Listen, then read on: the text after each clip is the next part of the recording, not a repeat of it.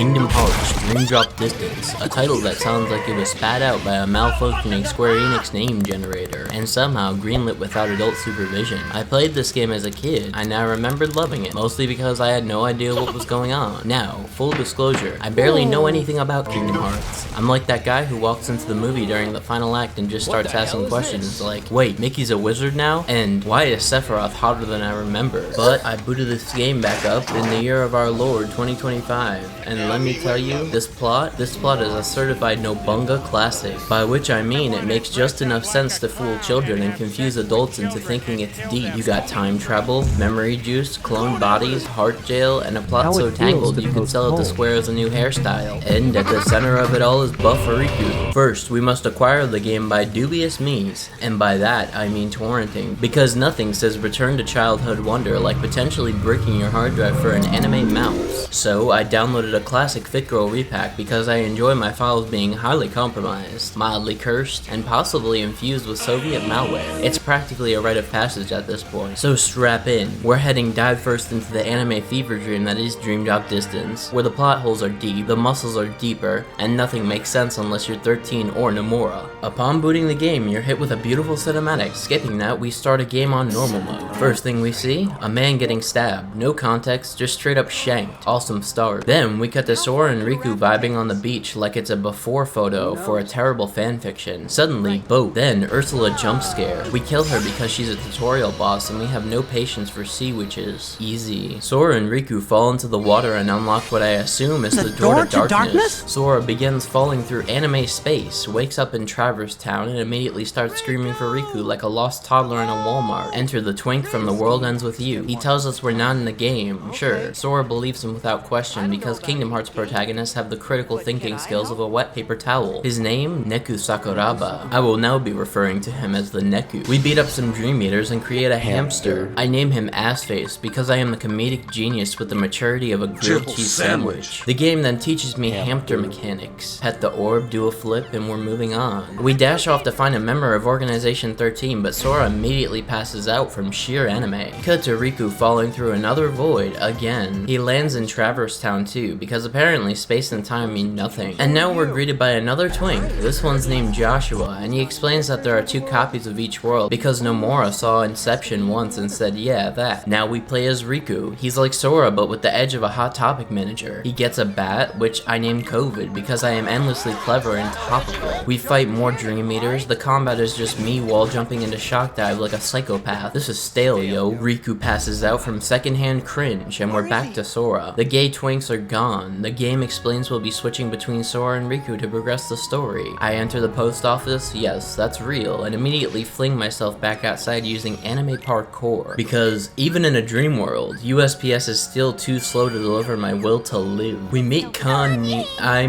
Rhyme, totally normal name. Neku shows up and immediately disappears like the emotionally unavailable man he is. Then Sora disappears and we're back to Riku again. Now it's time to save woman. Her name is Shiki and she tries to flirt with Riku like it's a middle school dance. He doesn't get it. My favorite autistic icon. Combat tip. Shock dive off the walls until the game gives up. Shiki gets taken by Organization 13, but actually no she doesn't. One of them shows up and refuses to say his name. But we all know it's probably Xenozemnis Xeris or something. He sends a beast at us. We kill it by spamming Flowmotion on conveniently placed rails that just exist. Why are they here? Nobody knows. It's like someone installed a Tony Hawk level in Paris. Boss dies, we get a cool skull and crossbones keyblade, and Riku says something that proves he doesn't know what a gypsy is. Then suddenly, Hunchback of Notre Dame, Quasimodo is here and he's gay now. Apparently, Riku tells him to go make friends, like a condescending youth pastor, and we just roll with it. We head towards the outskirts of town and immediately get roped into a challenge, which is just an excuse for a big Dream Eater to chase us through some poorly placed architecture while we barrel through crates like a Disneyland employee on ketamine. Then, the evil bad guy gets overtaken by darkness, shocker, and starts controlling the Dream Eater. He goes on about murdering all the gypsies, which, yikes. Phobius gets absolutely folded, and then has the audacity to act embarrassed about being saved by a literal child. Yeah, bro, sorry your ego couldn't tank a 10-year-old with anime powers.